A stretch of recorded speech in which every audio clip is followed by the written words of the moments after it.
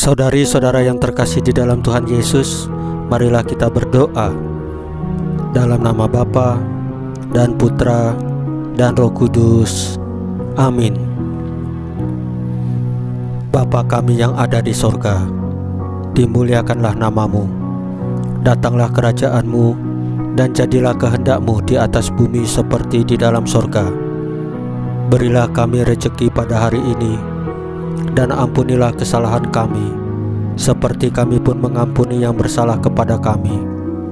Dan janganlah masukkan kami ke dalam pencobaan, tetapi bebaskanlah kami dari yang jahat. Terima kasih ya Tuhan Yesus untuk penjagaan, pemeliharaan dan berkat-berkat-Mu bagi keluarga kami pada hari kemarin. Dan terima kasih untuk hari yang indah dan nafas kehidupan hari ini. Ampunilah segala pikiran, perkataan, tindakan, kelalaian ataupun perasaan kami yang tidak sesuai dengan firman-Mu, sehingga mengakibatkan dosa-dosa bagi kami.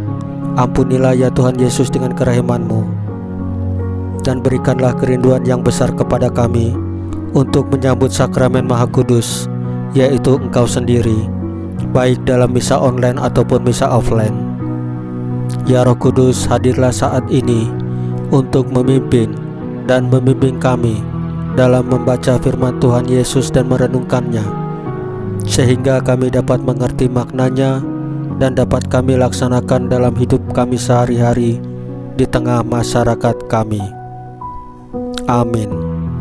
Dalam nama Bapa dan Putra dan Roh Kudus. Amin.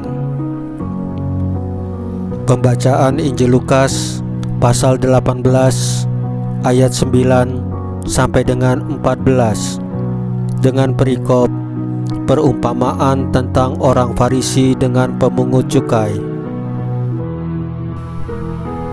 Dan kepada beberapa orang yang menganggap dirinya benar dan memandang rendah semua orang lain, Yesus mengatakan perumpamaan ini. Ada dua orang pergi ke bait Allah untuk berdoa. Yang seorang adalah Farisi dan yang lain pemungut cukai.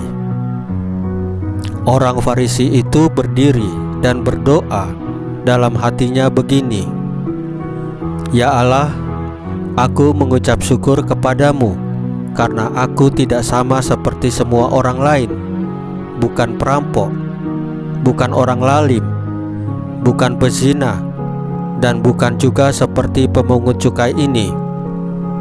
Aku berpuasa 2 kali seminggu. Aku memberikan 1/10 dari segala penghasilanku." Tetapi pemungut cukai itu berdiri jauh-jauh. Bahkan ia tidak berani menengadah ke langit, melainkan ia memukul diri dan berkata, "Ya Allah, kasihanilah aku orang berdosa ini." Aku berkata kepadamu, orang ini pulang ke rumahnya sebagai orang yang dibenarkan Allah, dan orang lain itu tidak. Sebab barang siapa meninggikan diri, ia akan direndahkan, dan barang siapa merendahkan diri, ia akan ditinggikan. Demikianlah sabda Tuhan. Terpujilah Kristus. Saudari-saudara yang terkasih di dalam Tuhan Yesus, segala usaha pertobatan kita pada masa Prapaskah ini mengandung sebuah bahaya, dalam tanda petik jebakan Batman, yaitu bahwa kita menyombongkan kemampuan kita, seolah kita sendiri mampu bertobat tanpa bantuan rahmat Allah. Dan karena itu kita meninggikan diri di hadapan Allah.